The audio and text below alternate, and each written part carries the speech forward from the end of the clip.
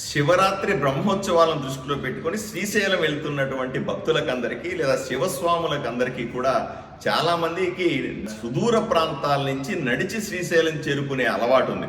మేము కూడా ఆదోన్లో చూస్తుంటాం, కర్నూలు జిల్లా మొత్తం చూస్తూ ఉంటాం. ఎంతో మంది ఎక్కడి నుంచో నడిచి ఎక్కడికి వెళ్తూ ఉంటారు, తమ మొక్కులు చెల్లించుకుంటూ ఉంటారు. వీళ్ళంతా కూడా శ్రీశైలం అటవీ ప్రాంతంలో నుంచి వెళ్ళి దర్శనానికి వెళ్తారు, ఎందుకంటే షార్ట్ కట్లో ఉంటది కాబట్టి. కానీ ఇప్పుడు ఈ 2-3 నెలల్లో నాగార్జున సాగర్, శ్రీశైలం పెద్ద పొలలు ఎక్కువగా ఉంటాయి. ఈ పెద్ద పొలను లెక్కించేటువంటి ప్రత్యేక కార్యక్రమం దేశమంతా జరుగుతాం.